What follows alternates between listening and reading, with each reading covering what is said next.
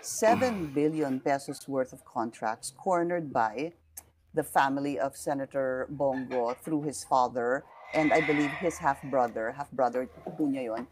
At hindi ho makukuha yun, according to Senator Trillanes, kung hindi inaprubahan ni dating Pangulong Rodrigo Duterte bilang reward nga kay Senator Bongo for his loyalty. I'll quote something in page 31, sir. Respondent Duterte, who is a lawyer and public prosecutor, consciously, knowingly, and deliberately connived with him and... Yung family ni Senator Go, matagal na siyang contractor eh. Kung baga, walang pakialam si Senator Bongo. Besides, knowing Bongo, kasi we've been together for so many years sa Malacanang, ayaw niya makialam. Hindi nga makalapit sa kanya yung kapatid niya o yung tatay niya. Palagi siyang, bahala kayo.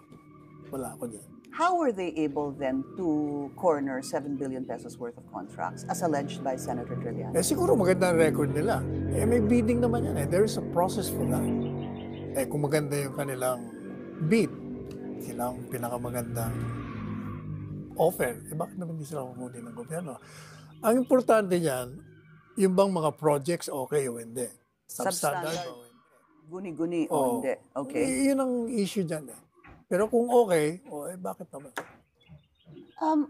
Does it even leave, let's say, attorney, bad taste in the mouth, for example, na ang iyong tatay at ang iyong kapatid ay nakakorner ng milyon-milyon o bilyon, as alleged by Senator Trillanes, habang ikaw ay SAP, Special Assistant to the President, President Duterte back in 2016, and as a senator in 2019. Yun po. At least let's talk about that. But if the father and son have been engaged in that kind of job, even before you were a senator or a cabinet member, why should you now blame him for that?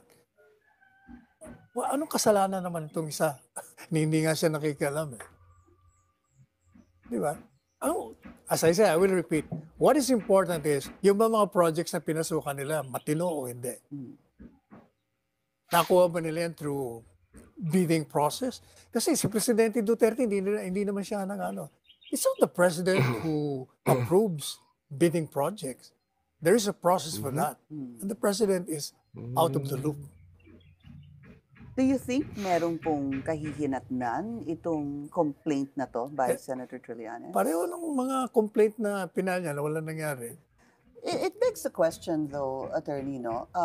I recall si then Senate President Francis Cheese Escudero filed a bill na ipagbabawal hanggang fourth degree consanguinity any relatives or family members in participating in government projects for the obvious reason that there could be influence, that gagamitin dito, etc. Is there anything, sir, number one, importante ho bang i-define ito na bawal ang pamilya mo bilang lawmaker na sumali sa mga government contracts, or is there already an existing law that says this is a violation? Hindi pa pag meron under sa anti-graft, meron ganyan eh. So, pero kasi sa akin, ang palaging tinitingnan ko diyan, yung bidding process ba sinunod? Nung makuha niyo ba yung project, okay ba ang proyekto? Walang daya. Yun ang importante sa lahat eh. There was one thought process there, following your line of thought process, sir. Kasi kung ganun po yun, kung papayagan na lang natin na true enough, there's a construction company, tatay mo ang may-ari, senador ka. Senator Bongo, let's use him as an example. Tatay po niya yung may construction company. Di bawat siguro mambabatas, mayor, vice mayor, congressman, senator, ipapasok na po yung kanilang pamilya, this is an example, sa construction company because there is somehow that connotation and that belief, and possibly it is true, na nakaka-influence yung mambabatas para ma-corner mo yung kontratang yon. As proven now, sir, bid rigging. Alam na po natin yan. Lumabas na po yan sa Senado at sa House, nagkakaroon ng bid rigging. So nagkakaroon, sa bidding pa lang, nagkakaproblema na eh. So, paano ho yun?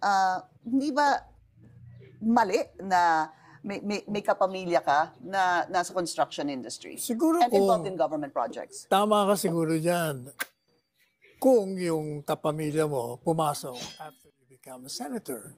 Pero kung dati na nilang ginagawa yan, parang tumaymay, parang naman unfair, unjust ang gagawin mo. Eh, bakit mo tatanggalin naman ang karapatan nila magnegosyo? Kasi naging choice mo tumakbo eh. Paano pag gano'n ang maging argumento? Yung choice? O ano no, bakit nga, why should you now deprive your family of continuing with the business that they have been doing even prior to your becoming a public servant? Pero kung naging senador ka, naging cabinet member ka, saka mo pinapasok, may problema ka doon. Kasi yung perception, bakit ngayon lang yan?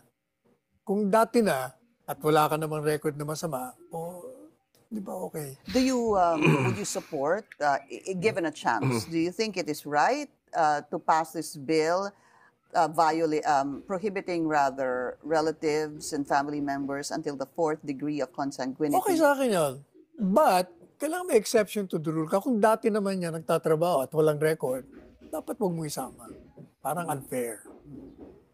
Because you deprive your family of the opportunities they've been taking advantage of when you were still not in the government.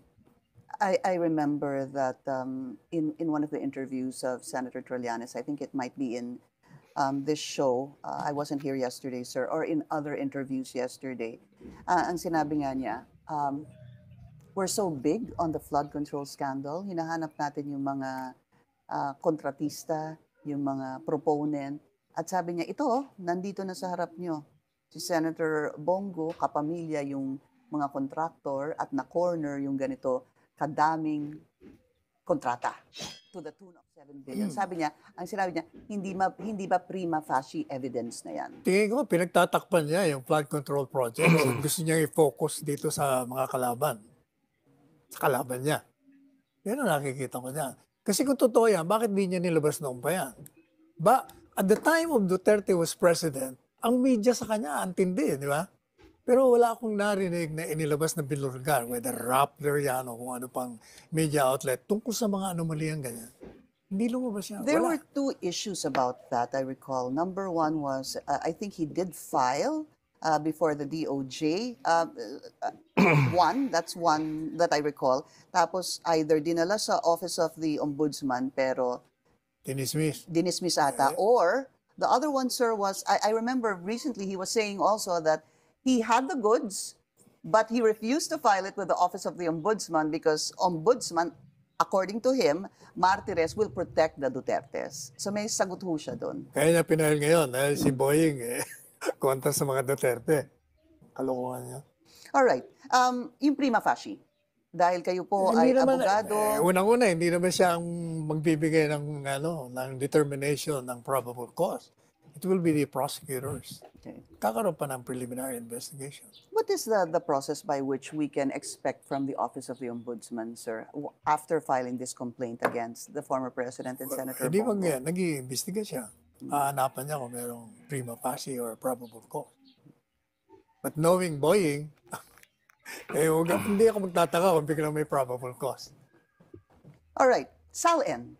Pag-usapan po natin yung SALN. Do you think that maybe Senator Bongo making his SALN available, yung siya na mismo magkusa ipakita yung SALN niya, would you think that would help him one way or another? Kasi di ba sa batas meron yung mga lawmakers should not directly or indirectly gain from any interests of their family members, etc. Palagay niyo ho ba, importante kay Senator Bongo na ilabas ang kanyang SALN for transparency? Palagay ko, just like Robin Padilla, ibibigay niya, ipapakita niya. Walang problema palagay ko kay And would Senator that be Bongo. a good idea? You think he should do that now? I think he will do that. You don't have even to suggest to him. Knowing him, malinis yun eh. The lifting, yung restrictions, sir, sa SALN, yung restrictions ni Ombudsman Samuel Martires. Hindi, ang problema lifted kasi, by- Pinky, ang tingin ko, sinasabi nila na kailangan ilabas yung SALN para makita yung mga ninakaw. Kung ikaw naman public official, di mo naman ilalagay yun dun eh. I know, that's one thing I also wanted to discuss with you. Hindi, binalikan ko po kasi, may binalikan kaming mga former statements that you made. In the past, meron po kayong, you supported Ombudsman Samuel Martires' decision to lay down prohibitions or restrictions. Restriction doon lang, po pero sa- hindi prohibition. Yun ang sinasabi ko ng spokesperson. He was not prohibiting the release. He was just giving certain conditions before the release. Because nagkaroon siya ng personal na experience na ginamit yung kanyang salin. Yeah. So ang sabi niyo po nga to limit the access of FALNs to officers conducting investigations and the receiving party. Yeah. Tama ho. So now that Ombudsman Boying Remulla has reversed that decision by former Ombudsman Samuel Martires, how will this come to play? Ano nakikita niyong posibleng mga scenario? Hindi, kung sinong gustong... Pero kahit naman si Boying, sinabi niya rin eh. But you cannot give them absolute right. Kailangan meron ding reason. Why are you getting it? Di ba? What is the reason for... Kaya hindi naman absolute yan eh. Siyempre, kung gagamitin mo na masama, di ayaw niya rin.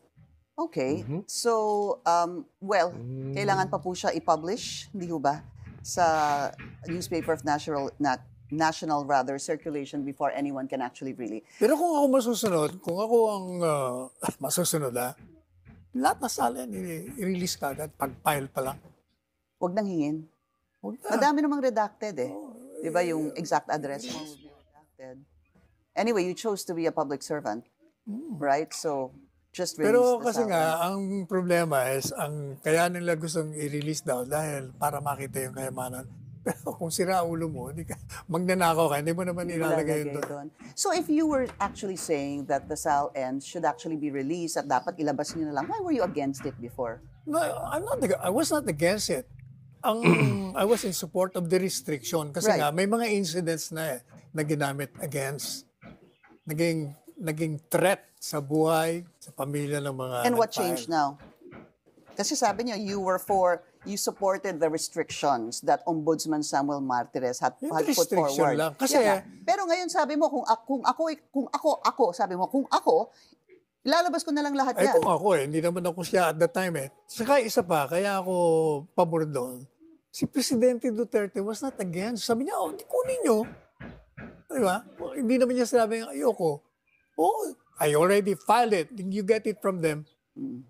Yeah. Kaya sinuportahan ko siya. Hindi naman ako si Presidente Duterte ang ayaw eh. Nagbigay lang ng restriction. O hindi naman masama rin yung restriction. Kasi kung legitimate naman ang purpose mo, ibibigay sa'yo. All right, At binigay naman. we'll take a very short break. We'll continue our discussion with former Chief Presidential Legal Counsel Salvador Panelo. When we return, stay tuned. This is On Point.